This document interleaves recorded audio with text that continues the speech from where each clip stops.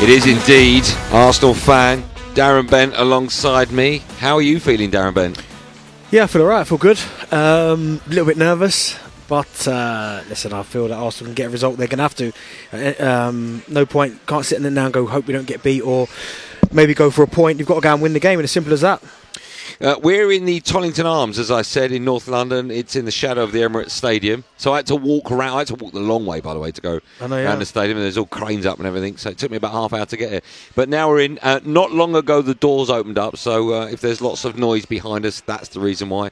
Because there'll be lots of, I think it's fair to say, nervous Arsenal fans coming in tonight ahead of the game. Yeah, a little bit optimistic as well. You've got to believe. I mean, there's no point unless fans or players going up there and believing you're just going to get rolled over. Because if you go up there with that type of attitude, you will get rolled over, because arguably they're probably the best side in the world, certainly up there. But also got an opportunity. We've seen teams, I know one team have got success and we've all kind of pinned your hopes on that, and they were brilliant that day. But their game plan, they executed it really well. Arsenal going into this game, they've got good players. They're top for a reason, because they've been better than Manchester City this year. But it comes down to crunch time, and we've seen Manchester City handle these occasions better in the past, and it's about Arsenal now going that they're really believing and trying to get a result. Do you feel, as I said earlier on when I spoke to Paul Hawksby and Andy Jacobs, that I said this is, I think, the biggest game Arsenal have had since that 2006 Champions League final? Would you agree with that? Do you think most Arsenal fans would agree? The reason I say that is because I really do feel that if there is a winner tonight, and I know it can be a draw, if there is a winner tonight, that's the team that will go on to win the Premier League. I can understand that, because Arsenal if Arsenal win and they go 8 points clear, Man City will have still two games in hand. But at least if Man City win those two games, then there's still a 2 point deficit, still got a 2 point gap there. But for Arsenal, I think a draw is not enough. I think they have to go up there and win, because of how dangerous Manchester City are. Certainly in the run-in of every season, we see them run down Liverpool twice with record amount of points. We've seen them do it time and time again. So for me, and listen, Arsenal in all competitions haven't beaten Man City. Have won the last 7 in all competitions, so they've got to go out there and do something they've not achieved for a long, long time.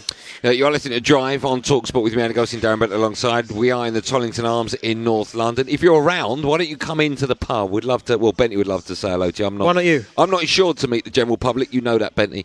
Now let's hear from the Arsenal gaffer, shall we? Mikel Arteta has been speaking ahead of tonight's massive game in the Premier League. He said, "It's great to be competing with City, but competing isn't enough." You look across Europe in the last 6 years, a team that has been able to consistently get the amount of points in 6 seasons like they did, then the next one is very, very far apart. So for us to be able to be toe-to-toe with them is great. But it's not enough, because we want to win it. So we need to find a different edge, and now that we are here, we're going to go and win it. And to do that, excellence is the only thing that is going to take you where we want.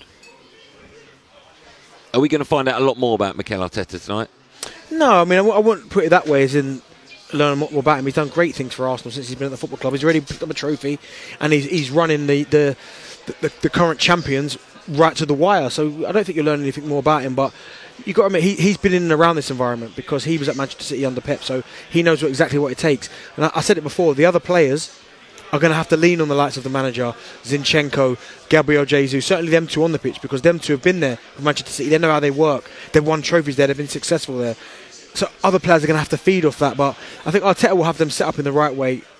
For me, he's not looked nervous or apprehensive all season. And I think he'll be the exact same tonight. But the Arsenal players have just got to believe they can go out there and get a result for sure. He's got some decisions to make. I think the big decisions are going to be with regards to who maybe plays centre-half, because you've got the threat of Haaland. Yeah. And then if you're going to move Ben White to that centre-half position, who plays at right-back? I know you and I have chatted about this numerous times.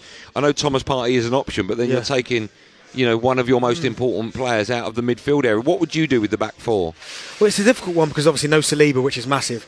And Rob Holding's done okay to a point, but you hark back to last season when the wheels started to come off for Arsenal a little bit, where they had the result against Spurs. Rob Holding got himself sent off in the first 30 minutes, too tight. He gets over-emotional at times, Rob Holding. So I think I would probably opt to take him out. I would probably put Ben White in a centre-half alongside Gabriel, and potentially put Thomas Partey at right-back. We've seen him do that for Ghana.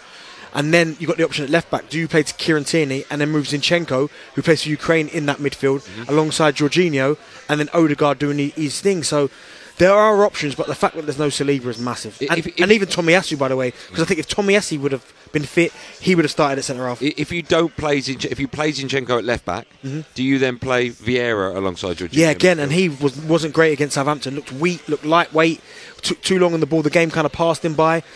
So he's certainly got some options there. Zinchenko looked comfortable when he plays that role. Well, he's an inverted fullback, but he plays in centre midfield for Ukraine.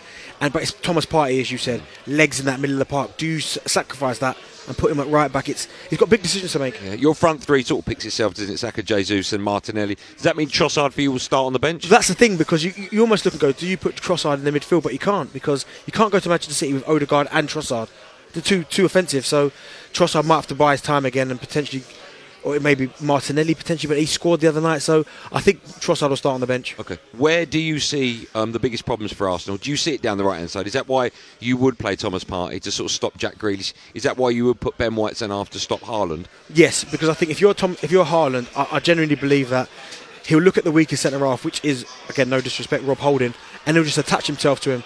Because we saw Haaland bully Gabriel and Saliba at the Emirates earlier on in the season, and they're our two starters.